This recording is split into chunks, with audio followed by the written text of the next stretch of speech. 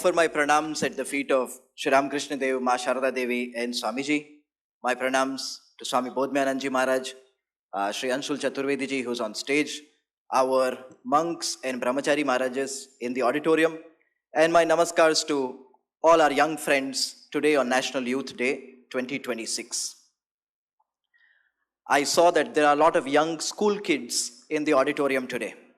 Some of you might be wondering that you have come to a Swamiji celebration, Swami Vivekananda's life celebration at a very young age. But today, I spent some time before coming here reflecting on what would I say. I have been coming to the Vivekananda Institute of Human Excellence, the Ramakrishna Math, Hyderabad, for almost 10 years now.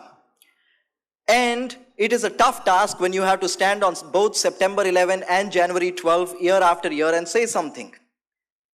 But then I looked back and I reflected upon it. This is the first National Youth Day address you are likely hearing at the end of the first quarter of the 21st century.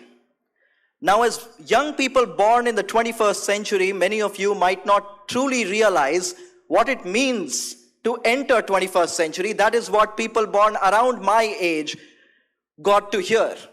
Every newspaper in the 1990s, those that I would pick up in small towns and villages of Bihar and read in English and in Hindi, had all these news stories about how the 21st century would be the technology age, how it would be the space age, how everything would get revolutionized. And as a young kid who got to enter 21st century with the wonders of a child, but also with the possibility of an education, I've seen the last 25 years. I'm here to report to you. I'm also here to report to you at Ramakrishna Math in Hyderabad because at the end of the 20th century, I was very, very fortunate as a young kid, 5 or 6 years old, that I went to a youth convention like this. It was in a small place called Chhapra in Bihar.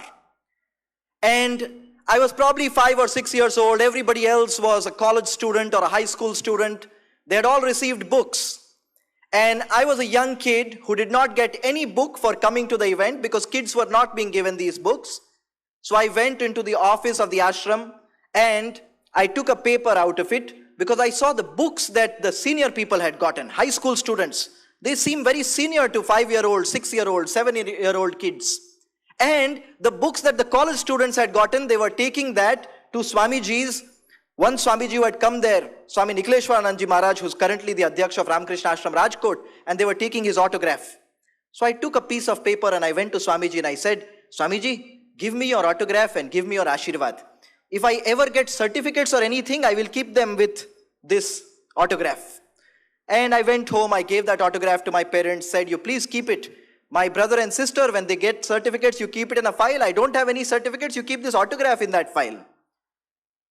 At that point, I was not as fortunate as Sir, as he mentioned, to come across Swamiji thinking, reflecting continuously at age of 15 or 16. When I was a young boy, when I was born literally, long before I was born, my parents had decided that one part of his name will be on Swamiji. So Vivek in Sharad Vivek Sagar comes from Swami Vivekananda. The small towns and villages where we lived, in the rented houses, all 4 walls in English and Hindi quotations of Swami Vivekananda, Holy Mother and Sri Ramakrishna Dev were pasted. I would read those every day as a young kid. We entered the 21st century and there are a few things that are certain. 21st century became the century of connecting people. Information technology evolved. Internet became an everyday, almost fundamental right. Our communication technologies went to the degree of 6 degrees of separation. That technically means that you know every other person in the world at least through 6 different people. No matter who it is. It can be somebody in Africa, it can be somebody in America. You know somebody who knows somebody who knows somebody who knows somebody who knows somebody who knows that person. That is where the world was. And then you have social networks coming in, social media coming in. Today it is 4 degrees of separation. So the American president and you, between the two of you, there are 4 people and you kind of know the person. So it was the age of connecting the world. But in the last 25 years, in the first quarter of 21st century that we entered with so much of hope and optimism, it was also this age, this quarter of conflict. Wars and destructions, a building coming down in New York City to wars waging in different parts of the world, no continent almost being left for it. And then We saw pandemic unfold. We saw diseases and so many other things. When we look at the next 3 quarters of the 21st century that you are going to inherit, we also realized something in this much time. That on one end, leadership was not just about who was in power and who can make decisions. Leadership was all about a lot of ordinary people. When conflict happened, when pandemics came in, when diseases were sweeping away people, every ordinary citizen who was human enough to stand up and courageous enough to try and deliver for somebody else stood as a leader. We saw that leadership up close and personal in our families, in our schools, in our neighborhoods, and in day-to-day stories that we found in the media. On the other end, something changed in education as well. It was no more enough to have a bachelor's degree, a master's degree, a PhD, or even a postdoctoral fellowship. We entered the skills age, where your ability to concentrate on something long enough and come up with a solution could turn you into a billionaire at the age of 21, or maybe in your early 20s. People who spent quite some time trying to figure out how medicines could be given to people, how technology could evolve, how new kinds of bridges could be built. These were young people who had dedicated a lifetime building some kind of skill. As we look at the next 75 years in the 21st century, as we look at Swamiji's message, I think for young people, it is going to be about our skill power and our willpower. Not just about degrees that we continue to get from institutions if we are enrolled long enough and not get kicked out. And not just positions that we acquire and assume ourselves to be so-called leaders. Last month, we had a blessed privilege. I happen to lead and serve an organization called Dexterity. We work with young people all across the country, and we do 2 simple things. We believe that every young kid in the world should know every opportunity that exists for the kid. So if there is a science club that NASA runs for you called NASA Kids Club, you should be a member. If ISRO is doing a competition that has the same concepts of solar system or gravity that you study in school, you should be able to participate. So these young kids on the first Sunday of every month, they find out every single opportunity that is there in the world, close to 6 million kids in the country. And then the second thing we try and do is, we fundamentally believe that Swamiji said every nation has a mission in the world, and India's mission is to guide humanity. We believe that India should be world class, but we believe that India cannot be world class without Indians becoming world class. And there are only few places where we can make Indians world class. In the institutions that we attend, that we call academic institutions, and in the families and neighborhoods where we are born into or we move into. Now in this attempt, we continue to look at training those kind of people who will use their domain expertise to be next generation leaders and scholars in different fields. These young kids in last 17, 18 years, and that too is something that drives me to report to you what happened in last 25 years. Out of these last 25 years, 18 years almost, Dexterity has been active. Kids from the smallest of villages of the country, many who live in actual huts and slums. Kids from every part of the country, sons and daughters of teachers and shopkeepers and drivers and, the most ordinary backgrounds that you can begin to imagine. They've gone on to study on full scholarships around the world. They have won many competitions. They continue to be public service fellows in many disconnected parts of the country. But there's something core and common to what drives them. It is Swamiji's continuous insistence to begin to conquer self before we conquer the world. To have the power within, to realize that all things good, great, and glorious lie within us. It is us who have kept our hands on our eyes and cried that it is dark. Last December, I had 2 blessed privileges. Many of these Dexters have now gone to the best places in the world, and they are returning back to India to start institutions, organizations, startups, projects, and initiatives of their own. To facilitate this concept, the first Dexterity House came up in the national capital of India, in New Delhi. Now, Dexterity House is a place where a dexterity-trained founder who, from a young age, has taken the ideas of Swamiji, has trained every week, every month into being world-class scholar, being world-class builder, being world-class problem solver. They go to the best places, they come back, and they started their organizations. They live there full-time. And I saw something very overwhelming in that moment. Some young kids had come in, 10, 12, 13 of them, and they were all talking. These are all Dexters. There were two high school students. So in Dexterity, it's like family. You find somebody who's younger, you start, asking them questions. So two high school students from government schools. And the seniors who have come back from, the Harvards and the Oxfords of the world, the best institutions you can imagine, they're asking the high school kids, how many competitions have you won for India? Remember, the two kids, one boy child, one girl child, government school students, 14, 15, 16 years of age. So it spurns off into kind of a face-off. Have you played rock, scissors, paper, something like that? वो खेलते हैं ना? जिस भी भाषा में खेलें. So they start. So the first one says, oh, I won this competition that Mercedes does. The other one said, I also won the same competition. So the second one said, oh, I got a grant to work on an idea that I'm working on from this particular university. The second one said, I also got this grant from that university. So the other one said, I represented India in Germany. This one said, I represented India in America. Remember, these are two government school kids from the most ordinary background possible.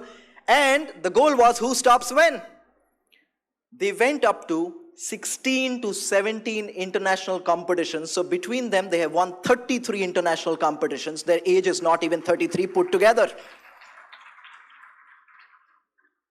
At the Dexterity House, soon enough, we had another divine privilege. Maharaj was lecturing in Delhi and in Gurugram, and we were so blessed that Maharaj chose to come to Dexterity House. He installed the picture of Holy Mother Ma Sharada Devi that we had brought on Ma Sharada's Tithi Puja and interacted with our young scholars. For at least 2-3 hours, not a single scholar moved. These were lawyers from London School of Economics. These were, young people from Babson, from University College London, from Harvard. They are all well-trained Dexters, and they were hearing stories that Maharaj was telling about Sister MacLeod, about Swamiji, about people all across the country and the world who were moved and touched and influenced by Swamiji's words and thoughts and actions. And it was such a moving, inspiring moment. As I wrap around the Dexterity House story, I talk about the two things for a very simple reason. At the core of Dexterity, the work that I started when I was 15 or 16 years old, that I've continued to do for last 18 years or so, we complete 20 years in a couple years' time. At the core of it is that idea that Swamiji asked us to believe in ourselves. Swamiji asked us to love India deeply and intensely. When Sister MacLeod asked Swamiji, Swamiji, what can I do for you? He had said, love India. As young citizens, we love India, and as beautifully put by the speaker before me, there are ways in which we continue to develop and understand how do we love our country? How do we love our countrymen? And what do we do in this pursuit? Swamiji put forward his idea of patriotism. The first time as a young kid, when you hear Swamiji's idea of patriotism, it almost looks like whether you become an engineer or a scientist, a doctor or a lawyer, a layman in the local community, you'll be able to take forward Swamiji's idea of patriotism. Swamiji once said, I too have my idea of patriotism, my definition of patriotism. देश भक्ति की मेरी भी एक परिभाषा है. In Hindi, I think I read it for the first time. And Swamiji put forward 3 ideals of patriotism. The first one was, do you feel? Do you feel intensely and deeply for those who are impoverished, those who are diseased, those who are sick, those who are helpless? Do you feel? That is the first question. In times of being connected with everybody over the internet, we should not get disconnected at a heart-to-heart level from everybody else who we see on an everyday basis. When we go to school, the kid who we see outside the bus window, outside the car window, on the side of the street who does not go to school, that kid is also a sister and brother of India. Like Swamiji talked about sisters and brothers of America, that kid is also a sister and brother of India. Some of you will be able to go and talk about right to education and get the kid into school. Some of you might not be able to do it. Those of you who are able to enroll that sister and brother of India in school, I want you to carry a pious pride for it. Not a vice, but a pious pride for it. that when I was young, I was able to get one kid to school. So when I am getting older, I should be able to get 1 million kids into school. That should be a pious challenge you should be able to take up. But if you cannot do it today, I want you to carry the pain of not having been able to do anything that day. As a young kid growing up in Bihar, there are many, many days, and today is not the day to list it, when I carried the pain that for this kid in this time and in this generation, I will not be able to do likely anything. But that drives us. That tomorrow when you are in decision-making position, tomorrow when you have the capacity to start a project or build an institution, you will take care just a little about the next generation. President Obama one time, speaking about America, as I think the president or on a presidential campaign, gave a speech called A More Perfect Union. We are always in the search of perfect. The perfect parents, the perfect teachers, the perfect neighbors, the perfect leaders. While not recognizing sometimes the parts of imperfection that we might still carry within because it is clouded. Swamiji gave the most beautiful idea of education. It is the manifestation of perfection within. As a young kid, we ask, yeah, we look at a picture, it is perfect.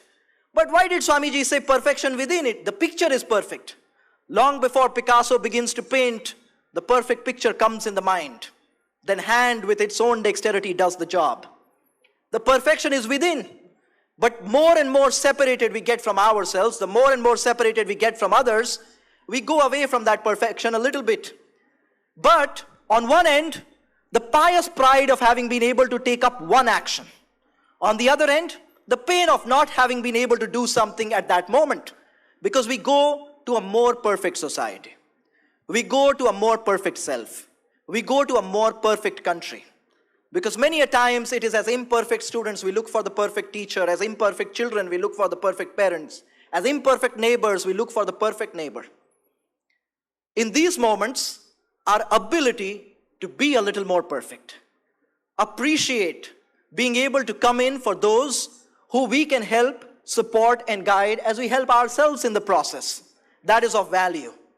Now what I started with, a quarter century of building, but also a quarter century of destruction, building the World Wide Web further, building social media technologies, building the smartphones, building applications, building everything that we can look at. And also a quarter century of destroying 2 buildings on the same day that marked Chicago Address's anniversary. It seemed like we have not learned enough from Swami Vivekananda's message. The idea of universal acceptance, not just tolerance. If our education taught that, and if our leadership carried that, if we were a little more perfect in our approach everywhere, we could have universally succeeded in building a little better citizens, not just of countries, but also of the world. We have also seen in the age of destruction so many people being taken away from us because of so many avoidable problems. In 2022, the 2019 Nobel Prize winner in economics, Professor Abhijit Banerjee, delivered the Dex School graduation address, the Dexterity School of Leadership and Entrepreneurship that I happen to lead and serve. And he talked about something in a very beautiful manner. He said, the world has a lot of solvable problems. In one sentence, it changes how we see problems. The problems that we see of water scarcity, or water getting polluted, arsenic poisoning, or people outside of hospital, high medical bills, poor quality of education or enrichment of skills. These are all solvable problems. So who does it wait for? That is where Swamiji's second ideal of patriotism comes in. First one is, do you feel? You feel that there are these problems. But Swamiji said long ago, the second ideal of patriotism is, have you come up with a plan? It is good that you complain, but have you come up with a plan? What will you do to solve the problem of poverty or poor education or unaffordable health care? And then it actually makes us think about one thing that in school and college many a times we do not get the opportunity to think about. Why do we send an entire generation to school and an entire generation to college? Every morning parents wake their kids up, pack them up to school. Not just lunch boxes. The kids are also packed up and sent to school. In buses, in vans, all dressed up. Why do we send an entire generation to school? Why do we send an entire generation to college? Swamiji could have very easily given that answer, that my faith lies in the younger generation, the modern generation. Out of them will come my workers. They'll work out these problems like lions. That is the only true meaning of actually going to school. Of course, being better sons and daughters, better neighbors, better friends. But most importantly, look at the responsibility that young generations have taken generation after generation. Some went on to write beautifully. Some went on to build something beautifully. Some went on to fight in the wars. Some fought to prevent democracy, to save democracy. Some fought diseases on the front lines. This is what we train our young generation with a lot of skill in school and college for, with a lot of purpose and thought in school and college for. It is not just to get a degree and a paycheck. But when you actually decide that starting today, I'm going to go back to my school, I'm going to go back to my college, I'll genuinely feel deeply and intensely for somebody who might be fighting a battle that they cannot fight alone, who might not be equally fortunate in this moment as I am. Then you'll have to come up with that plan. That is why an entire generation is sent to school and to college. But then the third ideal of patriotism is what Swamiji puts forward. You see, everybody wanted to serve the country the same as President Kalam. He just wanted it a lot more. His skill power was high, but his willpower was probably highest. There are so many beautiful stories from President Kalam's life. There is one that he says, there's a hovercraft he had woken up all night and multiple nights in a row and he had built. When the time was for him to go and show the hovercraft to the dignitary visiting, somebody else took it and just presented it. President Kalam was behind. It is written in his autobiography. But you see, if it was about hovercraft, if it was about photograph, if it was about recognition, President Kalam would have stopped that day. It was never about one hovercraft. It was never about one photograph. It was never about one autograph. It was about learning and leadership. It was about what he had breathed in his life and how he wanted to nourish Indian national life through that. Not just through his thoughts on science, but also on thoughts on society. So the third part that Swamiji puts forward is, it is good that you feel deeply and intensely. It is good that you have come up with a plan. But even if the whole world was opposed to you, if people came with swords in their hands, if everything was against you, would you still keep working? Swamiji says, if yes, then you would be my would-be reformers. Then you would be the leaders. That is a third ideal of patriotism. On National Youth Day 2026, celebrating the 164th birthday of the patriot monk who blessed this land and the world thereby, when we look back 25 years, a century that people born around my time in the 90s entered thinking, technology will change the world. Medicine will change the world. Infrastructure development will change the world.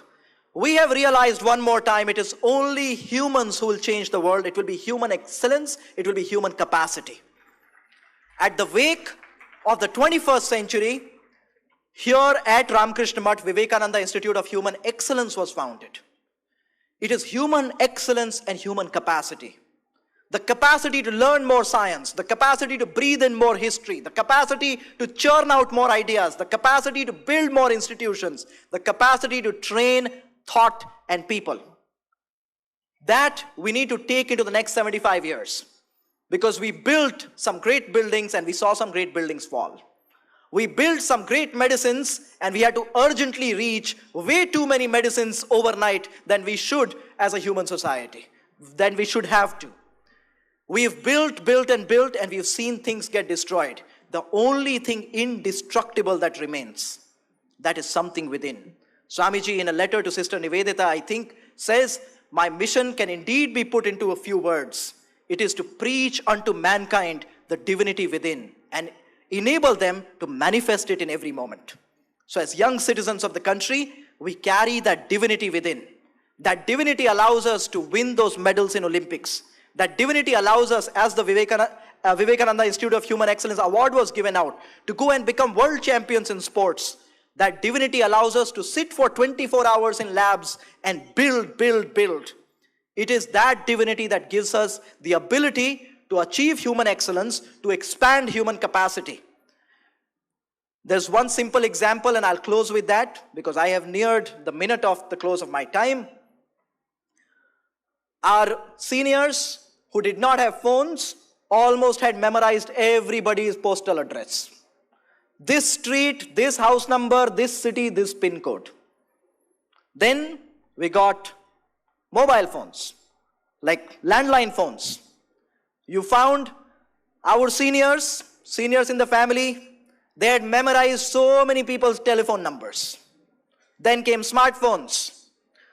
Then people memorized the 5 people they talk to every month. Now, forget the postal address with PIN code. Forget the phone number with STD code. Forget the number. We are also forgetting names. We remember, oh, that picture, this phone, that picture, that phone. It is not our human capacity to love that is going away as such. It is our human capacity to remember that is going away because we feel we don't need it. Technology will take care of it. Remember, what we do not use, what we do not exercise, what we do not train, slowly begins to go away. Unfortunately, the heart is no exception to it. The mind is no exception to it. The body is no exception to it.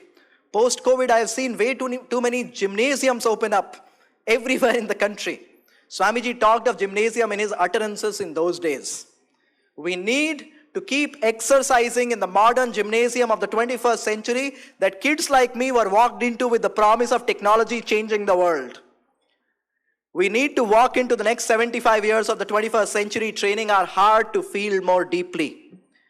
Training our hands to work harder with a plan, the second ideal of patriotism. And training ourselves and each other to work together even in the deepest adversity, even in the darkest times, and continue to move forward even in stark opposition. Because India will move forward when we move forward. When Indian citizens are world class, India will be world class. And for that, the willpower we draw from Swamiji, his utterances, the skill power we draw from what Swamiji taught at the core, basic and fundamental, the secret of work, and every inch about concentration. So as young students, I hope I have taken your 25 minutes, but I hope you will give the rest of your life continuing to identify people who we must work with, work for, including self, and take India forward in 21st century. Thank you very much. My pranams.